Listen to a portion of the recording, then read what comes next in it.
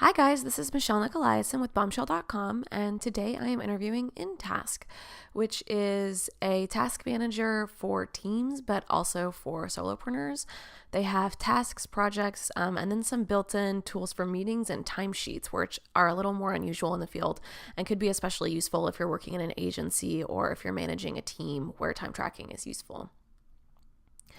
Once you log in and set up some sample tasks, it looks like this. This is the tasks interface.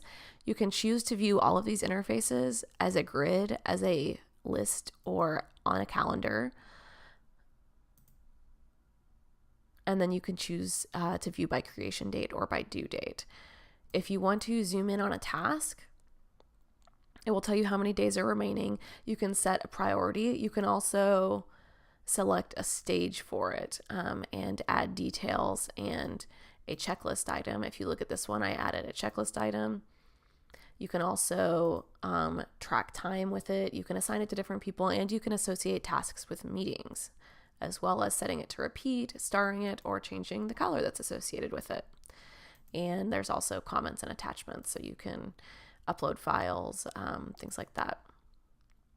Once you select something on the checklist or log time, it shows up right here, which is useful for getting sort of a quick gauge of where things are at. If you go to the project screen, you see the same thing where you can choose calendar, list, or grid, and where it has a progress metric, and it will also tell you how many of your tasks are started, not started, interview completed.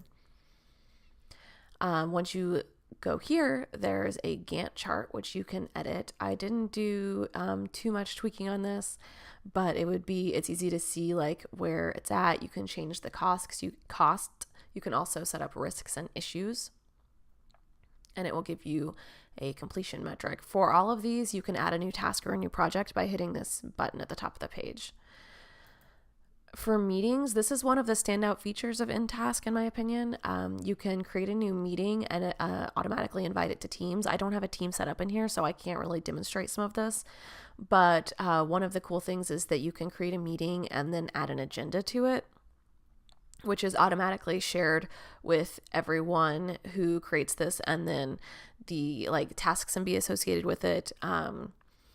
Things like that, which is it makes it a little bit easier to keep everything in one spot versus like having a Google Docs agenda and then a Google Calendar meeting invite or Outlook meeting invite, that sort of thing. I'll have some more details on that in the blog post and on the timesheets, just because I can't demonstrate a ton of that as far as the team capabilities, since I am but one person. Here's where you add things on the timesheet. And another thing is that you can add issues. So this would be really great for people who are working on a software project who need to add bugs, things like that, and troubleshoot. When you create it, you can assign it to someone, you can create a priority, and then you can add it to a task or a project. So everything can be associated with the project. And another thing that I like is the risks.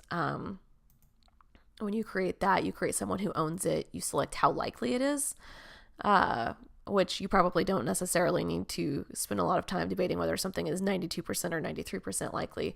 But being able to list, like, there's a 50-50 chance that this designer is going to get out of scope, because I've worked with them before and they're really great. They're super talented, but sometimes they don't deliver on time.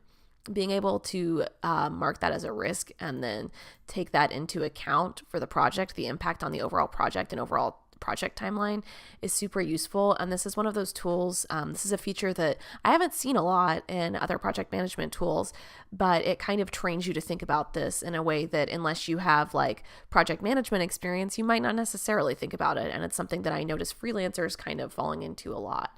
So nTask is really good for you if you want to be able to get this kind of granular detail on a project, if you want to be able to mark priority and see where everything is at. It would be especially good for people who are working on creative teams.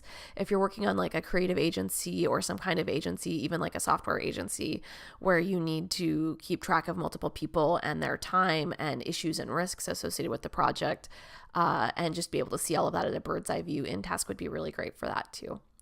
I think that covers everything. Make sure to check the notes to get the link for the blog post, which will have a couple more details on the things that I couldn't quite demonstrate since I'm one user. And thanks for watching. Have a great day.